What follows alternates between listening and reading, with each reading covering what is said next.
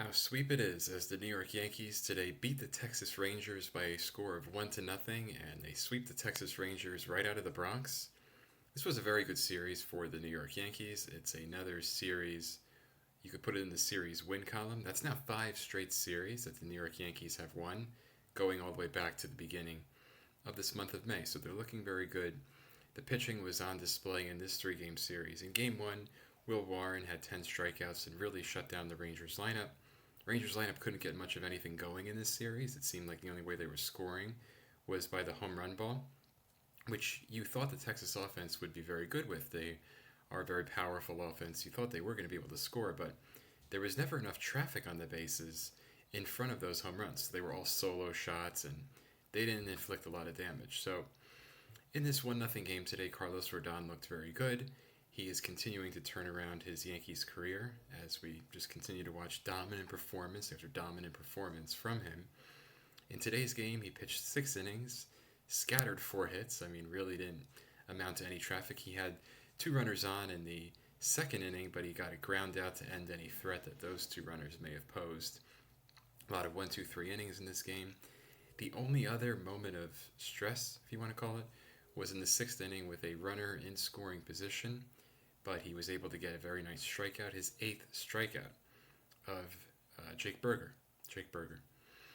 In the 7th inning, things got a little more interesting as Mark Leiter Jr. came on. He gave up a leadoff single to Marcus Semien.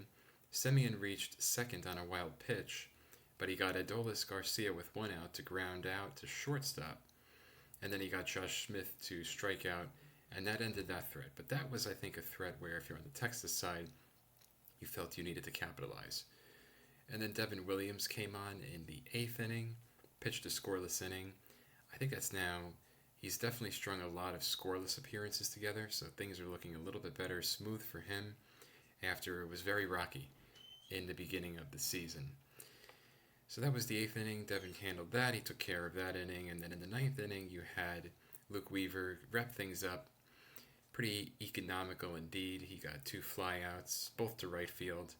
And then they got, to end the game, Jonah Heim striking out on a pitch that was down and in. So overall, it was a very standout performance from the pitching staff on this Thursday before the Yankees will head to Colorado.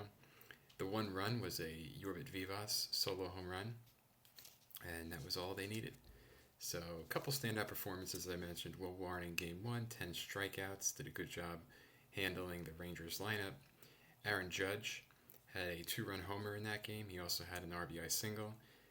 So that was definitely good for him in game number 1. And then in game 2, he also had a RBI single, and that kind of brought things into a tie in the 8th inning, which then allowed Jason Dominguez in game 2 to hit the walk-off home run. So Judge continuing to be very productive.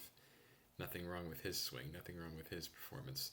And Dominguez, that walk-off home run in game 2, that was very impressive as well. And the Yankees were able to wait out Jacob deGrom in that one, who pitched very well. He pitched very well in his return back to New York. So all good things from the New York Yankees in this series. Texas, it looked like they were a little overmatched. Just couldn't get any offense going. Yankee pitching was absolutely dominant.